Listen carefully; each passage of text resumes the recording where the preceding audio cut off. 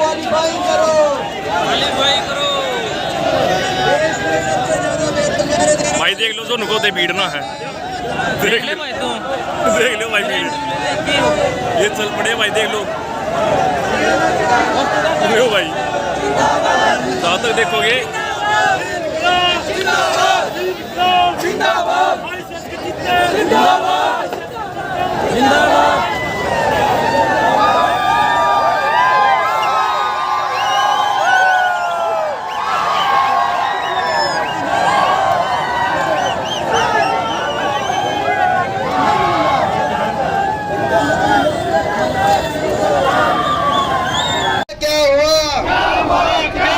सीटी क्वालिफाइंग का क्या हुआ?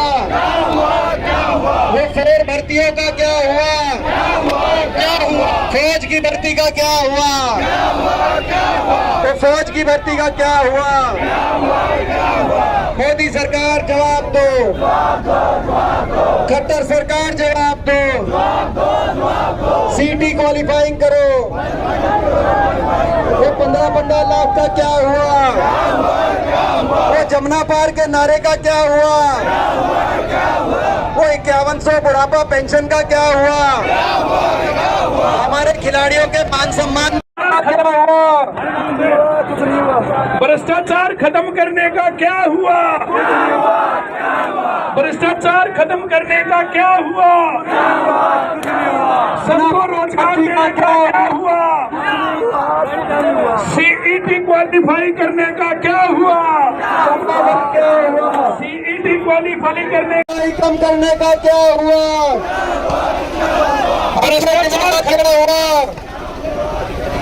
भ्रष्टाचार खत्म करने का क्या हुआ? भ्रष्टाचार खत्म करने का क्या हुआ? सबको रोजगार देने का क्या हुआ? सीईटी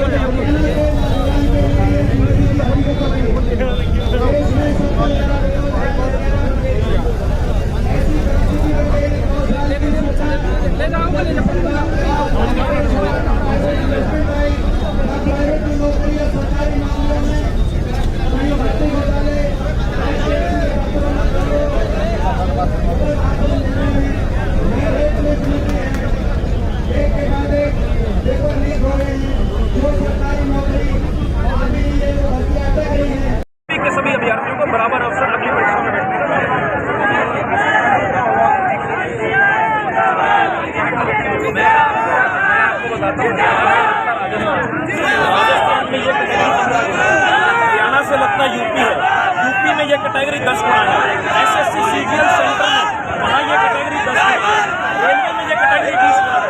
हरियाणा में मनोहर लाल खट्टर साहब को नए नए एक्सपेरिमेंट करने का शौक है, हर चीज में उनको नया एक्सपेरिमेंट करना है। ये 4 गुना भर्ती से मैं ये बात कहना चाहूँगा, हमारी बदनसीबी है कि हम हरियाणा के अंदर ऐसी सरकार है, हरियाणा के अंदर ऐसा मुख्यमंत्री है। हमारी बदनसीबी है कि रोजगार देने की बात नहीं हो रही, रोजगार देने की उम्मीद दिलवाने की। क्योंकि जब एक बच्चा परीक्षा केंद्र में जाता है तो उम्मीद लेके जाता है कि मुझे शायद इस परीक्षा में सेलेक्ट हो जाऊंगा, मैं फलानी पोस्ट पे जो है चुना जाऊंगा। आज लड़ाई ये है कि बच्चों को परीक्षाएं दिलवाई जाए, लड़ाई ये नहीं है कि किसी को रोजगार दिलवाना है। तो ये हमारी बदनसीबी है कि हरियाणा प्रदेश के अंदर ऐसी सरकार है, ऐसा मुख्यमंत्री हरियाणा प्रदेश में। सरकार ने तो दावा किया कि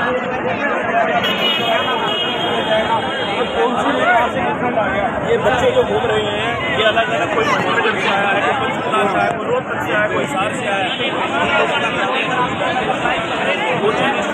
कोचिंग लेना। आपको क्या लगता है कि ये लोग बेवकूफ़ हैं? सरकार को क्या लगता है कि ये लोग बेवकूफ़ हैं जो अपने घरों से निकलते 40 डिग्री टेम्परेचर में यहाँ धूप में खड़े, 40 डिग्री प्लस आज सबसे गर्म दिन है इस सीजन का, इतने लोग, इतने नौजवान साथी यहाँ इकट्ठे हुए हैं, तो सरकार की पॉलिसी में कोई ना कोई खामी जरूर होगी, जिसकी वजह से ये नौजवान आज पीड़ित है और यहाँ अपना दर्द प्रकट करने मनोहर लाल खट्टर जी की खुद की विधानसभा में आज ये लोग पहुंचे। आज उनके निवास पर बिल्कुल यहाँ से हम चलेंगे, पैदल मार्च है हमारा, मनोहर लाल खट्टर जी के आवास तक जाएंगे। प्रशासन से भी हमने सहयोग की उम्मीद करी है, पुलिस प्रशासन से हम ये अपील करते हैं कि कोई भी इस प्रकार की हरकत ना करी जाए कि किसी भी नौजवान साथी को कोई जो है ना कोई चोटिल हो, ना कोई उन पर उस प्रकार का कोई काम हो। हम भी पूरा प्रशासन के साथ सहयोग करेंगे। हम ये चाहते हैं कि हमें मनोहर लाल खट्टर जी की आवाज़ तक जाने दिया। पूरा प्रदर्शन शांतिप्रिय रहने वाला, बिल्कुल शांतिप्रिय रहेगा। लोकतांत्रिक रूप से जो अधिकार हमें दिए हुए हैं उस अधिकार के तहत हम लोग प्रदर्शन करेंगे। बिल्कुल दोस्तों, और लोग भी हमारे साथ जुड़ेंगे, उनसे भी बात करने की कोशिश करेंगे। जिस तरह पूरा मामला जो है आज करनाल विधानसभा के अंदर हजारों की तादाद में युवा छात्र सर, हम सिटी क्वालिफाई के लेकर कहाँ नहीं घूमे। हम आपको बताने के लिए मजबूर हैं कि हम कहाँ नहीं घूमे। हमने एक भी एमएलए 90 एमएलए हैं, एक भी एमएलए नहीं छोड़ा हमने जहाँ पर हम नहीं गए सिटी क्वालिफाई के लिए सरकार के पास। लेकिन एमएलए और मंत्री बोलते हैं कि हमारी नहीं चलती। अगर तुम्हारी चलती ही नहीं है तो तुम किस लिए वोट मांगना आते हो हमारे पास? हमारी जवानों की आवाज़ तो तुम उठा सकते हो। ठीक है, हम लास्ट में हाथ जोड़ के मजबूरी में हम यहाँ पे आए, भूपेंद्र सर के पास गए, सर हमारा कुछ करवा दो।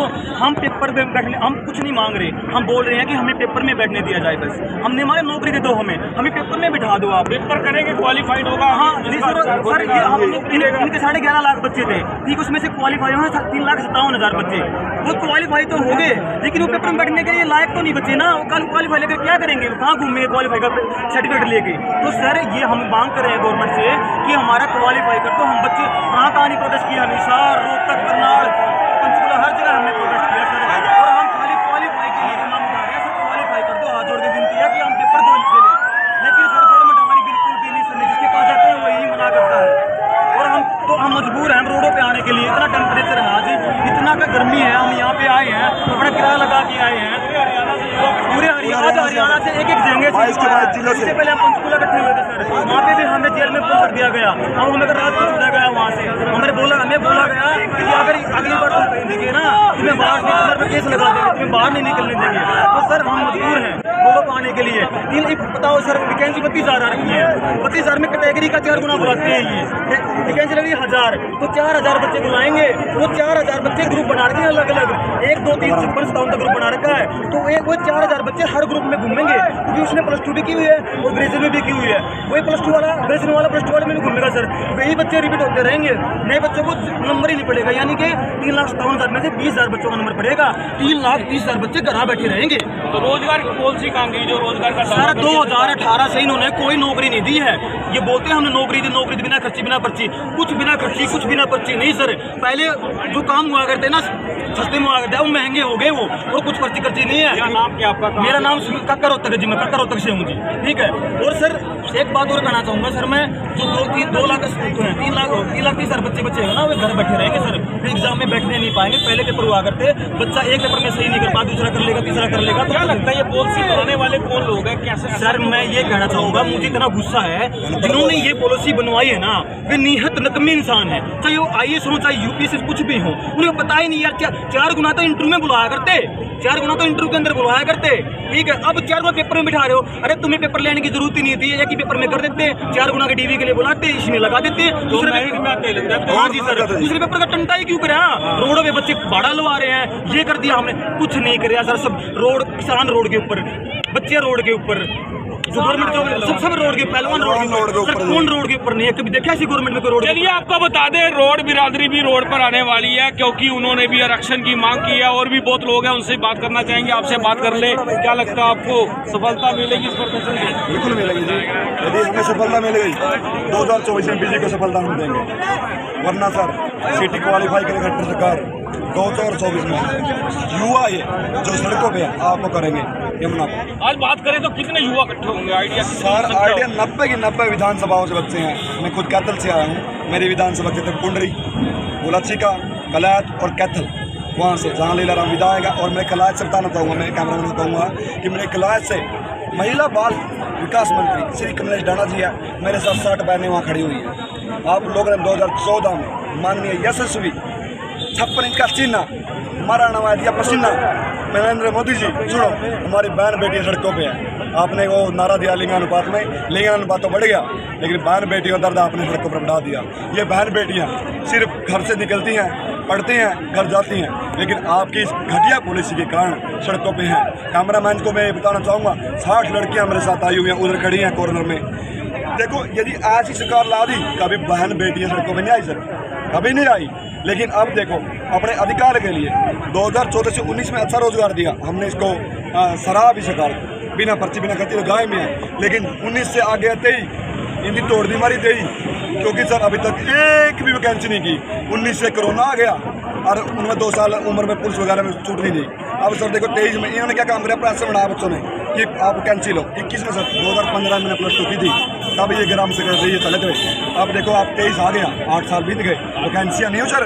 21 में पेपर हुआ, गृह जिले में दिया, शाम को क्या हुआ 68 नंबर आए मेरे, खुश हो गया, कैंसल, लीक। यही पर्ची खर्ची है इनका ना। डिप्टी सेक्रेटरी अनिल नागर करोड़ों रुपए रंगे हाथों ऑन द स्पॉट, वो भी ऑफिस में, ये पर्ची खर्ची है। क्यों निंडोरा टूट रहे हो? यदि माना रोजगार नहीं लेना, आप क्या काम करो, 32,000 बढ़ाकर ना सीधी ज्वाइनिंग दे दो, इस जून में दे दो, इस जून में हमारा खून पसीना सर कमना चाहिए। यदि इनको रोजगार देना ही है, टॉपरों को देना है, तो हम साथी हैं। 200 तो हम मानते किसी को मिलेगा, उन 32,000 को सहमत हम सहमत है 32,000 को जो टॉपर है लगा दो। यदि इन्होंने ये पॉलिसी लाई सर, मैं कहना चाहूँगा 3 नवंबर को आदमपुर चुनाव था और 5-6 को हमारा CET नीति घोषणा हमारी गिट्टी 3 था। इन्होंने 4 दिन पहले एंटी नोटिस दिया, सिलेबस 4 दिन पहले मिला हमें कि आपका होगा, वो भी आदमपुर चुनाव में। यदि मैं कलेक्टर साहब को कहूँ मेरे विधानसभा कैंटर में आओ और वहाँ 3 दिन बाद चुनाव है आपका और आपको गाँव भी बताया जाए, उनकी जमानत जब्त होगी। लेकिन हमने होने से बताई है, हमने क्वालिफाई किया है।